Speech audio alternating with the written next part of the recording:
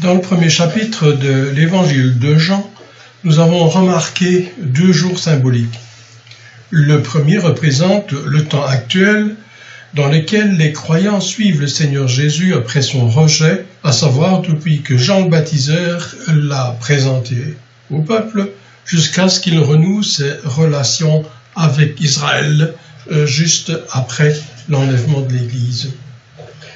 Dans le deuxième jour, nous avons vu l'appel du résidu juif dans la personne de Nathanaël qui reconnaît le Seigneur Jésus comme le Fils de Dieu et aussi comme le roi d'Israël. Avec le premier paragraphe du chapitre 2, le tableau symbolique se complète par un troisième jour, à savoir les noces de Cana, qui en donnent une image, comme nous allons voir. Nous nous trouvons alors symboliquement lors de l'établissement du règne de Christ. Le règne millénaire est vu sous l'angle de la joie qui caractérisera ce règne. Et le troisième jour, il y eut une noce à Cana de Galilée, et la mère de Jésus était là. Et Jésus fut aussi convié à la noce, ainsi que ses disciples. Et le vin étant venu à manquer, la mère de Jésus lui dit : « Ils n'ont pas de vin. » Jésus lui dit : « Qu'y a-t-il entre moi et toi, femme ? Mon heure n'est pas encore venue. » Sa mère dit au serviteur : « Faites tout ce qu'il vous dira. » Or, il y avait là 6 vaisseaux de pierre pour tenir de l'eau, placés là selon l'usage de la purification des Juifs, pouvant recevoir chacun 2 ou 3 mesures. Jésus leur dit : « Emplissez d'eau les vaisseaux. » Et ils les emplirent jusqu'au haut. Et il leur dit : « Puisez maintenant et portez-en au maître d'autel. » Et ils lui en apportèrent. Mais lorsque le maître d'autel eut goûté l'eau, qui était devenue du vin, et qu'il ne savait point d'où celui-ci venait, mais les serviteurs qui avaient puisé l'eau le savaient, le maître d'autel appelle l'époux et lui dit : « Tout homme sert le bon vin le premier, et puis le moindre, après qu'on ait bien bu. Toi, tu as gardé le bon vin jusqu'à maintenant. » Jésus fit ce commencement de ce miracle à Cana de Galilée, et il manifesta sa gloire, et ses disciples crurent en lui. Pour rappel, ce troisième jour se situe sur l'échelle des temps après la fin de la grande tribulation, après la venue en gloire du Seigneur Jésus, juste après, comme nous trouvons en Apocalypse 19, Matthieu 24, etc. Et le troisième jour, il y eut une noce à Cana de Galilée, et la mère de Jésus était là. Et Jésus fut aussi convié à la noce, ainsi que ses disciples. Et le vin étant venu à manquer, la mère de Jésus lui dit : « Ils n'ont pas de vin. » Jésus lui dit : « Qu'y a-t-il entre moi et toi, femme ? Mon heure n'est pas encore venue. » Sa mère dit au serviteur : « Faites tout ce qu'il vous dira. » Ce récit nous montre comment le Saint-Esprit se sert d'un fait historique pour faire ressortir la pensée de Dieu. Lorsqu'on parle d'une noce, on s'attend à la description des époux, du menu, du repas, de la gaieté qui régnait dans la fête, etc. Ici, rien de pareil. Il est rapporté 2 faits capitaux qui caractérisent ce récit. Le vin qui manque. Et 2, le Seigneur en donne du meilleur. Voilà le thème qui est devant nous.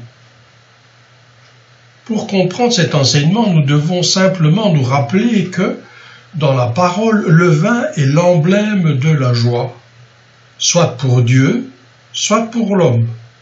La vigne et son fruit sont très souvent utilisés comme symbole dans toute la Bible. le Seigneur et ses disciples sont conviés à cette noce.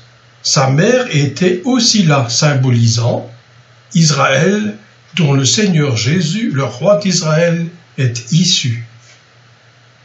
L'ensemble de ces personnes représentent ceux qui, au milieu des Juifs, ayant reçu le Seigneur comme Messie, s'attendaient à le voir établir son règne immédiatement.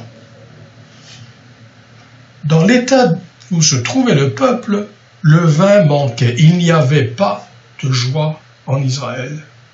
Pour que la joie se produise, il faut que tout soit en rapport avec la pensée de Dieu, afin qu'il soit libre de faire jouir de sa présence et de tous ses bienfaits.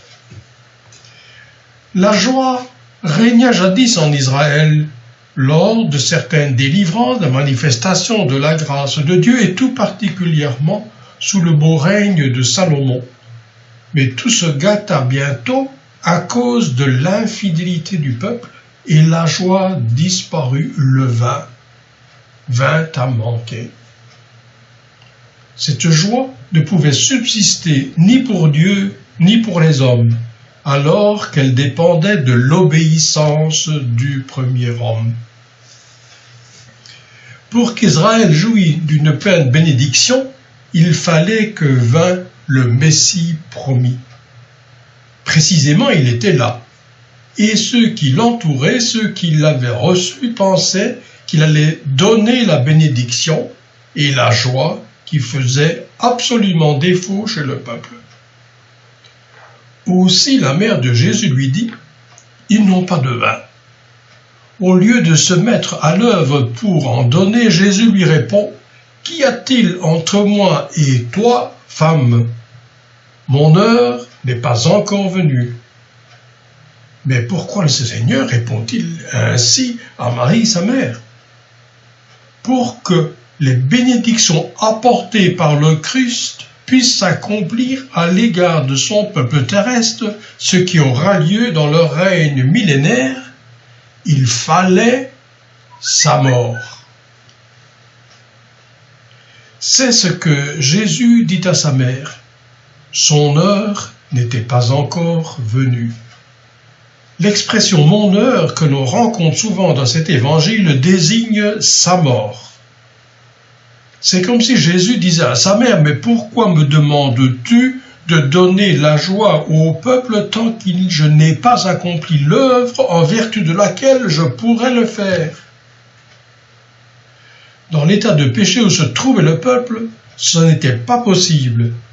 Il fallait la mort de Christ pour mettre fin à l'homme en Adam et de régler définitivement la question du péché selon les exigences de la justice de Dieu, afin que Dieu pût accomplir ses pensées sur le pied de la grâce, soit envers les Juifs, soit envers tous les hommes.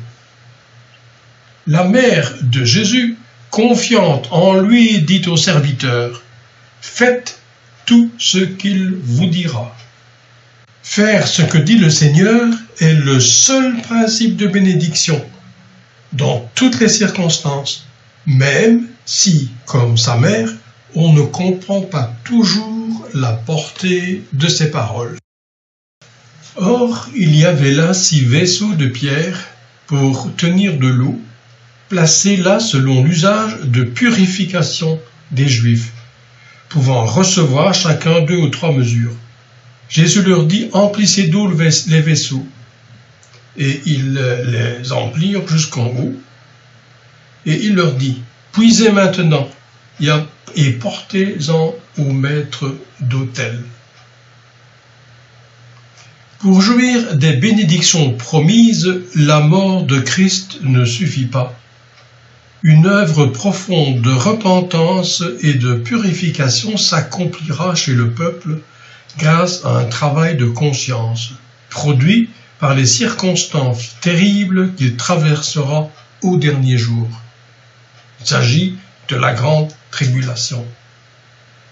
Alors ils regarderont vers celui qu'ils ont percé. Ils se lamenteront comme on se lamente pour un fils unique.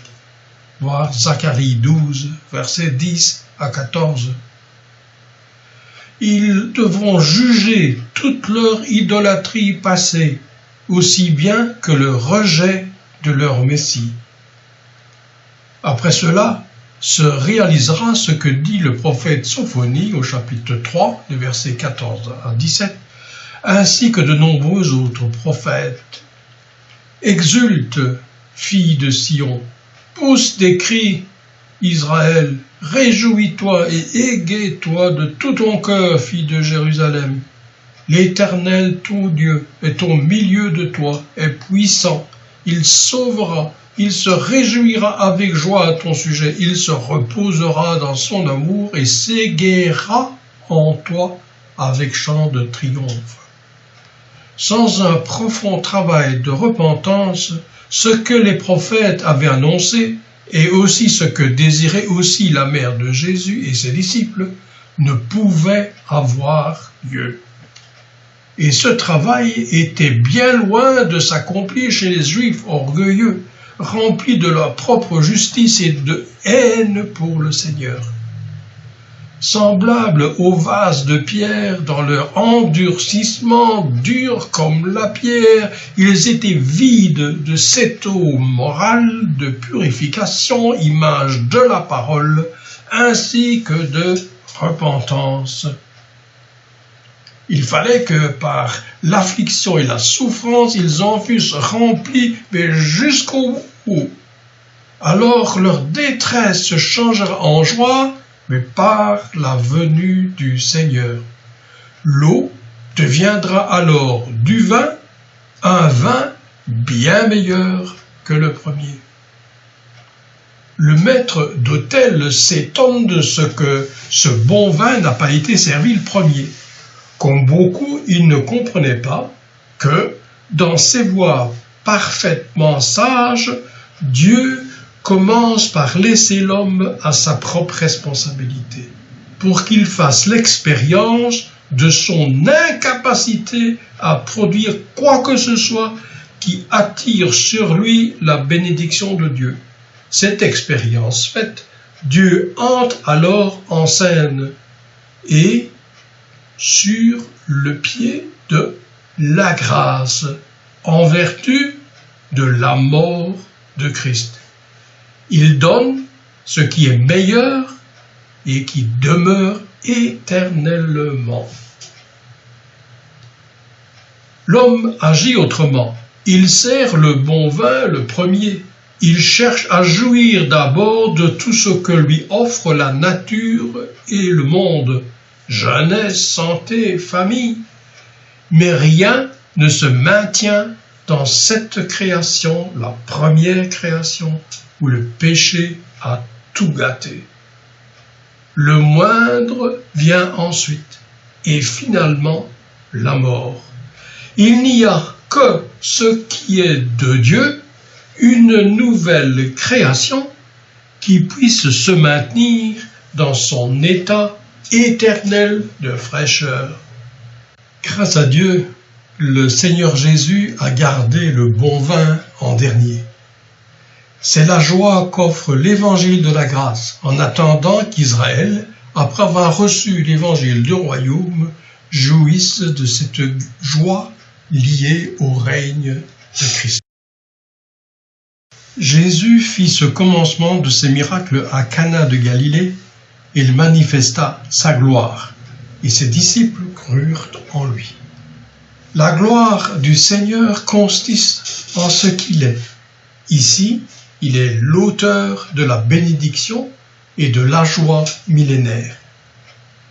Quand ils le virent, ses disciples crurent en lui, comme le résidu juif lorsqu'il verra le Seigneur. Ce troisième jour nous présente donc l'introduction de la joie qui sera la part du peuple juif dans le millénium, en vertu de la mort et par conséquent de la résurrection de Christ. Il est appelé troisième jour, au lieu de lendemain, comme les jours précédents. La résurrection du Seigneur y étant impliquée. Le terme de troisième jour désigne souvent ce jour si important. Après cette scène, le Seigneur descendit à Capernaum avec sa mère, ses frères et ses disciples. On voit ainsi la figure du peuple réuni autour de lui après sa manifestation en gloire. Après avoir d'abord considéré la parole devenue chair, nous voilà arrivés à la fin de cette succession de 3 jours qui nous ont fait passer en revue certains aspects de la personne du Seigneur Jésus, de son œuvre et de ce qui en découle. J'espère que ces quelques mots puissent encourager chacun de ceux qui auront pu écouter ces messages à attendre le Seigneur Jésus qui vient bientôt et qu'en l'attendant, de lui être fidèle. Peut-être qu'un des auditeurs de cette série de vidéos ne s'est pas encore tenu devant la lumière pour avoir la vie. Je l'inviterai à venir à celui qui apporte la grâce et la vérité.